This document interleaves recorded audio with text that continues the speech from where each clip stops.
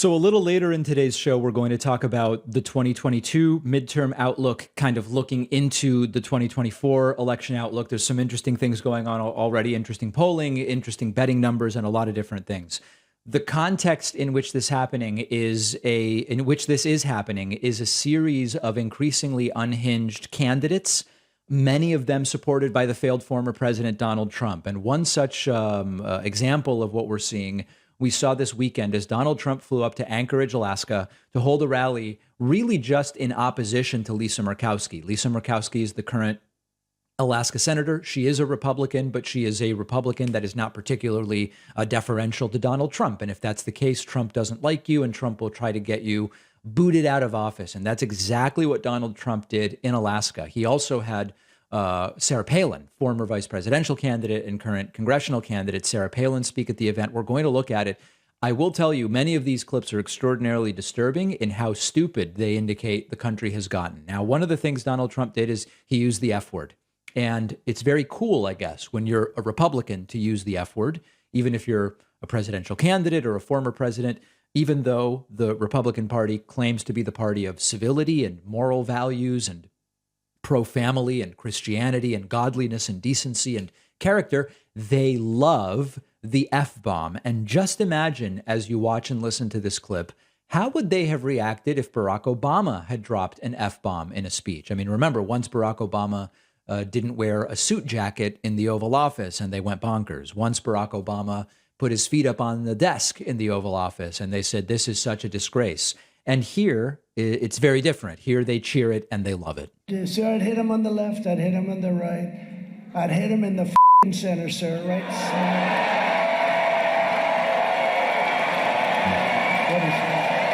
That's pretty cool, right? When the president swears, it's very relatable and he's a man of the people and all of this stuff.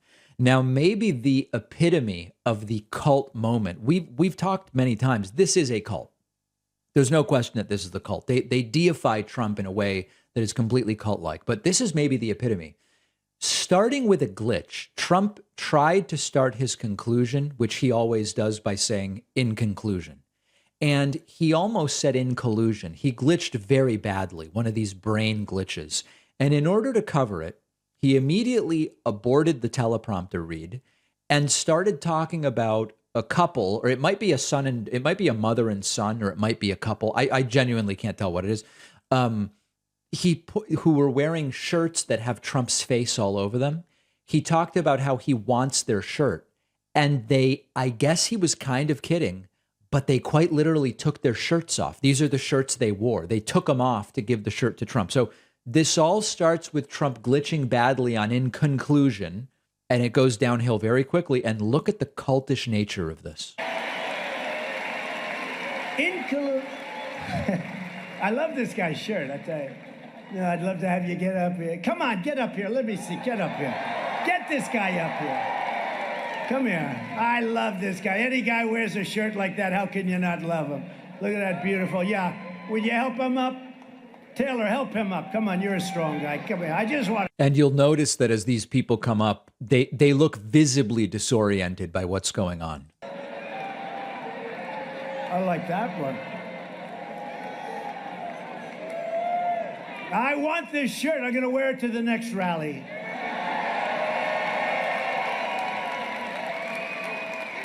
Now, you and I can tell that's a joke, but they end up taking their shirts off. I want it.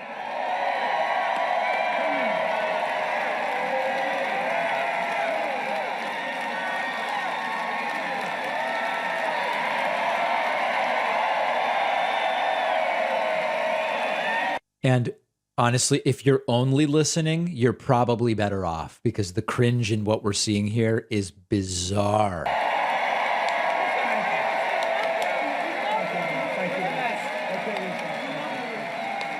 Thank you. I want that shirt.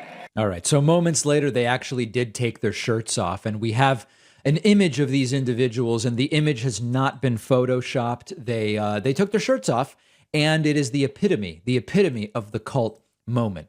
Back to some more substantial things. Donald Trump is now afraid to even use the word vaccine. This is very interesting. In this next clip, Donald Trump tries to take credit for the things he did during the pandemic. And one of the things Trump loves to take credit for is the vaccine. He doesn't actually say the word. He says we did it much faster than they said we would, but he doesn't say vaccine because his audience is so anti-vax. We did a hell of a job, never got credit for that. More people died under Biden, you saw that. And the job we did with COVID, or as some people call it, to be more accurate, the China virus. But we did so much in terms of therapeutics, and a word that I'm not allowed to mention, but I'm still proud of that word. He's not allowed to mention it, but he's proud of it.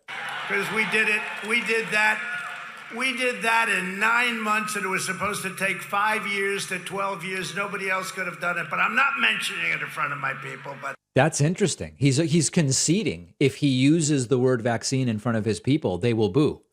But that thing, we did in months instead of years.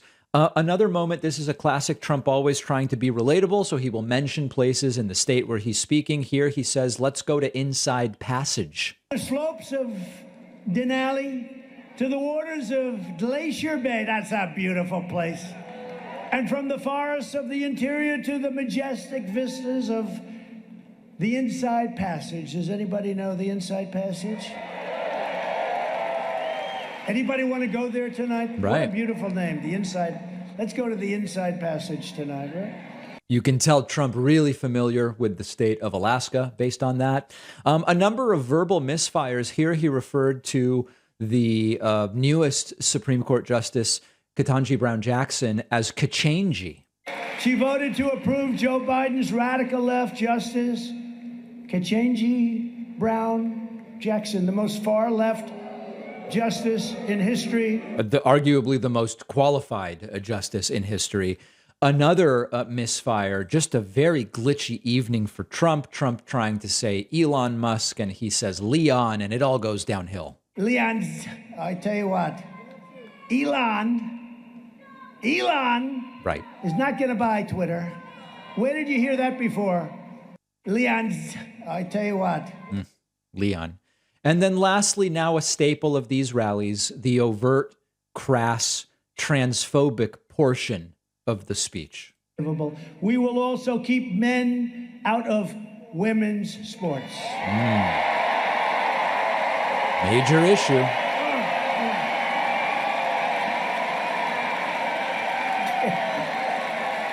Right? The swimmer, the young swimmer, she wanted to break that record. 1/16 of a second, she was going to do it. And she looked over and she said hello to people that she's grown up with. She's seen them. She's a top swimmer. She looks left and she sees them. Hi. You know, they hate each other, but they're competing. Hi. They hate her. She hates them. That's the way life goes, right? Then she looks over, waves, and then she sees this guy. Oof. They say, I mean, this is supposed to be a technically correct term, a person with a man's body, okay? It's a man's body. So they see this person with a man's body, and he's a giant. He's a big guy, wingspan. I'm not even going to do the rest of it because it's so overtly crass and horrifying, but that is now a staple of these events. So Alaska, a rally in Alaska, everything going horribly wrong. And then it became Sarah Palin's opportunity to speak, and let's talk about that next.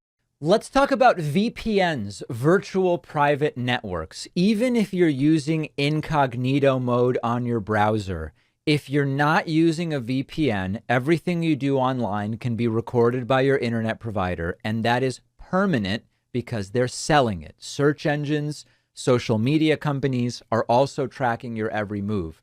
You only need one thing to protect yourself from all of it: private internet access, one of our sponsors. It's a VPN. It's simple. You take a moment and you download it, you turn it on, and you're protected and you stay protected, and that's it.